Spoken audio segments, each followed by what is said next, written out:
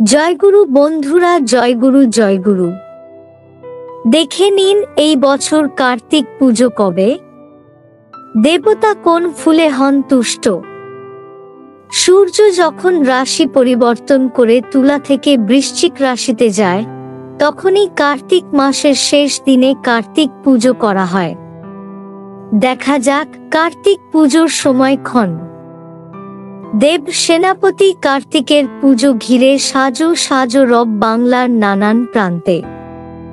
কার্তিক মাসের শেষ দিনে দেব সেনাপতি তথা দেবী পার্বতী ও দেবাদিদেব মহাদেবের পুত্র কার্তিককে পুজো করার রীতি প্রচলিত রয়েছে।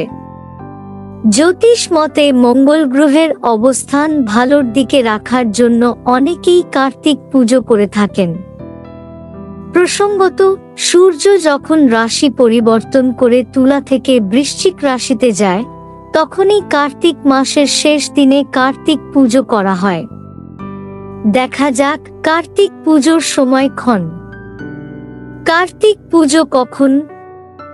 তিথি শুরু হচ্ছে 15ই নভেম্বর সকাল 6টা 19 আর তিথি শেষ হচ্ছে পরের দিন 16ই নভেম্বর রাত 2টা 58। কার্তিক পুজোর শুভ সময় 16ই নভেম্বর 4টা 55 থেকে 6টা 26 পর্যন্ত।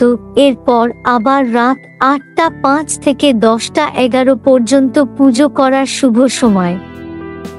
কার্তিক ঠাকুরের প্রিয় ফুল। কার্তিক পুজোর সময় দেবতাকে রঙিন ফুল দিতে পারেন। লাল গোলাপ, পদ্ম, নীল অপরাজিতা, হলুদ চাঁপা, গাঁদা ফুল তার খুব পছন্দের। তবে ঠাকুরের পছন্দের ফুল রক্তকরবী। তা না পাওয়া গেলেও দিতে পারেন হলুদ বা সাদা করবী। পুজোর দিনে কার্তিক ঠাকুরকে দিতে পারেন 5 গোটা ফল।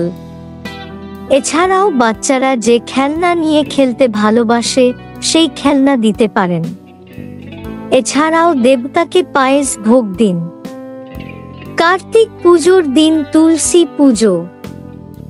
কার্তিক পুজোর দিনে তুলসী পুজো করতে পারেন সকালে, এমনই মত শাস্ত্রজ্ঞদের। সন্ধ্যায় বাড়ির তুলসী মঞ্চে দিতে পারেন ঘিয়ের প্রদীপ। সন্তানের পড়াশোনার মঙ্গলের জন্য কার্তিক ঠাকুরের পাশে রাখা ময়ূরের পালক রেখে দিন সন্তানের পড়াশোনার স্থানে। পুজোর সময় অবশ্যই একটা বাঁশি, তীরধনুক এবং ময়ূরের পালক ঠাকুরের কাছে রাখবেন।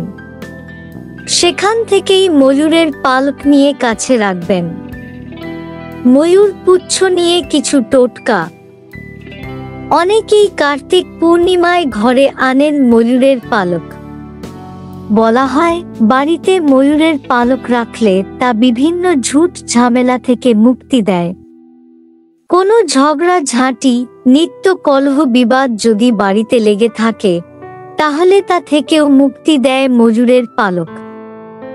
বাস্তুশাস্ত্র অনুসারে এই বিশেষ ময়ূরের পালক বাড়ির একটি বিশেষ দিকে রাখলে পাওয়া যায় কাঙ্ক্ষিত শান্তি, অর্থ।